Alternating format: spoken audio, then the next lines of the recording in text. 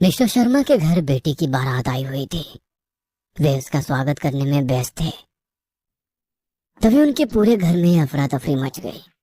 Mrs Sharma चिल्लाते हुए वहां आई और मिस्टर शर्मा का हाथ पकड़कर उन्हें अपने साथ कहीं ले जाने लगी।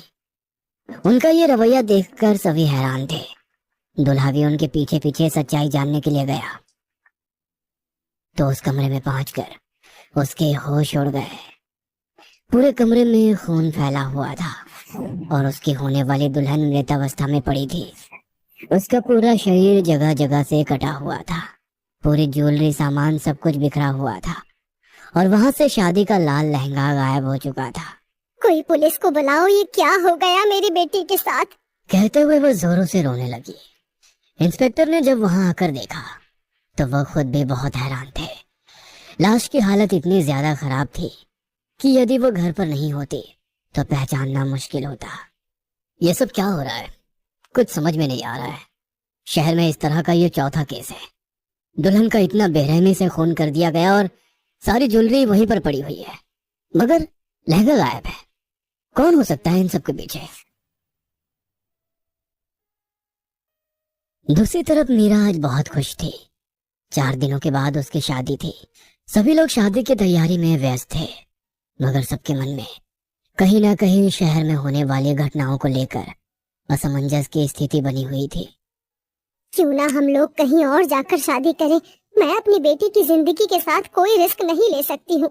यहाँ पर सब कुछ बुकिंग हो चुकी है। कहीं और जाकर नए सिरे से सब कुछ बुक करना होगा और दोबारा शादी की सारी तैयारी करना लगभग नामुमकिन सा है।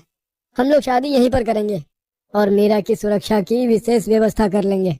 कोई चोर हो तो उससे रक्षा की जा सकती है, मगर आत्मा से कैसे आप मेरी बेटी को बचाओगे? तुम भी दूसरे लोगों की तरह बेवकूफों जैसी बातें कर रही हो। ये आत्मा वगैरह कुछ नहीं होता, लोगों का फैलाया हुआ भ्रम है। दोनों बातें कर ही रहे थे कि तभी मीरा वहां पर आ गई और अपनी शादी का लहंगा उन दोनों को दिखाने लगी। माँ, देखो ये लहंगा कितना सुंदर है। बुटीक वाले ने इस पर कितना सुंदर जरदोसी का वर्क किया है। सच में बहुत सुंदर है। शादी वाले दिन जब तू इसे पहनेगी तो एकदम राजकुमारी सी लगेगी। कहते हुए उन्होंने आगे बढ़कर अपनी बेटी को गले लगा लिया, मगर उनके मन में कहीं ना कहीं संशय जरूर था। वे अपने पिता की ओर देखते हुए इशारे में उन्हें अपना निर्णय बदलने के लिए कह रही थी। आंखों ही आंखों में उसे शांत रहने के लिए कहा, बेटा एक बार इस लहंगे को पहनकर देख लो। कोई फिटिंग की प्रॉब्लम होगी तो अभी 4 दिन का समय है, सब कुछ अच्छे से ठीक हो जाएगा। हाँ पापा, वो तो मैंने सोचा ही नहीं। एक बार ट्राई करके आ जाती हूँ। कहते हुए मीरा अपने कमरे में गई और अपना शादी का लहंगा पहनकर कांच में खुद को निहार ही रही थी कि उसे कांच में किसी और की परछाई नजर आने लगी। उसने चौंक कर पीछे देखा तो वहां पर कोई नहीं था। उसे लगा कि वो उसके मन का भ्रम होगा। वह लहंगा पहनकर अपनी मम्मी पापा को दिखाने के लिए हॉल में चली गई। कमरे में खिड़की के पास लगी हुई विंड चाइम जमीन पर गिर गई और कमरे की लाइट्स अपने आप बंद चालू हो रही थी। देर रात जब मीरा खिड़की के पास बैठी अपने होने वाले पति से फोन पर बातें कर रही थी, तभी उसे ऐसा महसूस हुआ कि उसके पीठ पर कुछ गर्म हवाएं आ रही है, जैसे कोई तेजी से उसके पीछे सांस ले रहा हो। बाहर सर्दी का मौसम है और खुली हुई खिड़की। ऐसे में पीठ पर गर्म हवा महसूस होते ही वो मुस्कुराते हुए बोली, मुकुंद के बच्चे, चुपचाप मेरी बातें सुनता है। रुक, तुझे अभी बताती हूँ मैं। कहते हुए वो अपने भाई को मारने के लिए पलटी तो पीछे कोई नहीं था। वह कमरे में उसे ढूंढने लगी, मगर कमरे में कोई नहीं था। वो बेफिक्र होकर दोबारा मोबाइल पर बात करने लगी। दूसरे दिन मीरा की हल्दी की रस्म थी। उसकी सहेलियां और दूसरे रिश्तेदार उसके साथ मस्ती मजाक करते हुए उसे हल्दी लगा रहे थे। तभी उसके पूरे शरीर पर तेज खुजली होने लगी और हल्दी का कलर पूरा काला हो गया था। अरे ये कैसा अपशगुन हो गया है। हल्दी पूरी काली हो गई है। अब क्या होगा? ऐसे शुभ मौके पर ये सब क्यों हुआ है? अरे आंटी, आप बेकार ही परेशान हो रही हैं। आजकल सब कुछ केमिकल वाला होता है। हो सकता है हल्दी में कोई केमिकल मिला हो, इस कारण हल्दी का रंग काला हो गया हो। मीरा, तू जल्दी से उठकर नहा ले ताकि तेरी स्किन पर कोई साइड इफेक्ट ना हो। अपनी सहेली के कहने पर मीरा तुरंत नहाने के लिए चली गई, मगर वो इस बात से अनजान थी कि बाथरूम में लगे हुए बड़े से मिरर में से एक साया उसे देख रहा है। वो नहा ही रही थी कि शावर में से पानी की जगह खून आना शुरू हो गया। पूरा बाथरूम लाल हो गया। वह आधी सी नहाकर बाथरूम से बाहर आ गई। उसे समझ नहीं आ रहा था कि उसके साथ ये सब क्या हो रहा है, क्योंकि इतना सब कुछ वहम नहीं हो सकता। अब उसके मन में भी भय पैदा हो गया कि कहीं ऐसा ना हो कि उसके शादी वाली रात उसकी भी मौत हो जाए। डर के कारण वो कमरे के एक कोने में बैठी थर थर कांप रही थी। तभी उसके पापा वहां आए।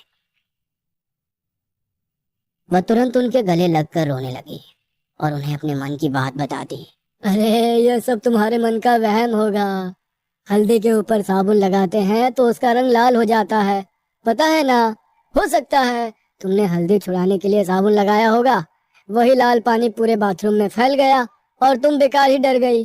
अरे कल तुम्हारी शादी है और मैं नहीं चाहता कि मेरी बेटी अपनी शादी में यूं डरी डरी से घूमे।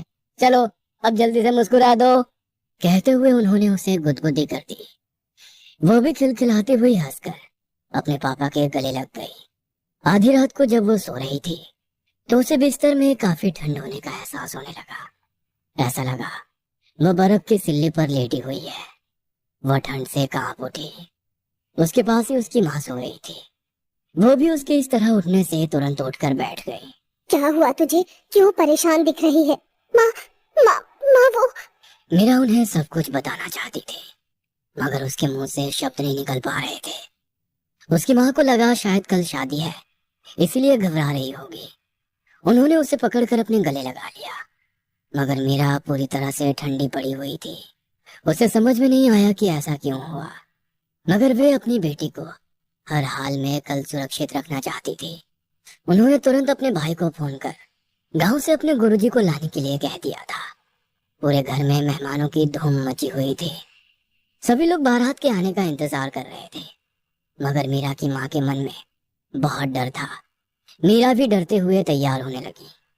तभी उसके कमरे में लाइट बंद चालू होने लगी और कांच में से एक साया उभर कर बाहर आया और उसे देखकर मीरा की चीख निकल गई। ये शादी मत करो, मना कर दो, बारात वापस भेज दो। कौन हो तुम और ये क्यों कर रही हो? शादी के बाद जिंदगी बर्बाद हो जाती है, जीवन में कुछ भी नहीं बचता। मेरी मानो शादी मत करो। किसने कहा शादी के बाद जिंदगी खराब हो जाती है? मैं क्यों तुम्हारे कहने पर शादी नहीं करूं? मैं तो शादी जरूर करूंगी। यदि तुम्हें शादी करनी ही है तो मैं तुम्हें जिंदा नहीं छोड़ूंगी, तुम्हें मरना होगा। शादी करने के बाद मरने से अच्छा है कि तुम अभी मर जाओ। कहते हुए वो अपने बड़े नाखूनों से मीरा के ऊपर वार करने ही वाली थी कि तभी गुरुजी वहां आ गए। रुक जा, मुझे पता था कि तू यहाँ जरूर आएगी। तू मीरा को नहीं मार सकती है। मैं मीरा को मार नहीं रही हूँ, बचा रही हूँ। शादी के बाद ससुराल वाले बहू को जिंदा जला देते हैं। मुझे भी उन्होंने तड़पा तड़पा कर मारा था। मैं नहीं चाहती कि अब कोई और लड़की इस तरह तड़प कर मरे।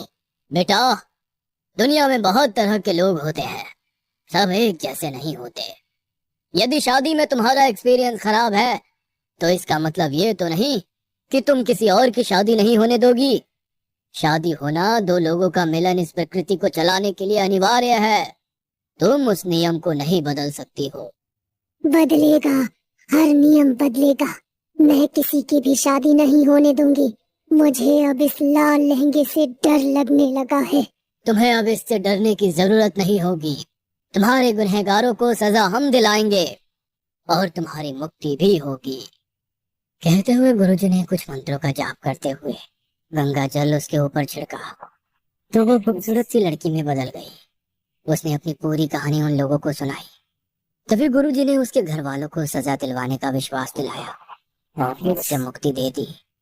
मीरा की शादी बहुत धूमधाम से हो गई। लाल लहंगे में सजी हुई मीरा बहुत खूबसूरत लग रही थी। उसने अपनी शादी के बाद गुरुजी की मदद से उस लड़की के ससुराल वालों को सजा दिलाई और अपना वादा पूरा किया।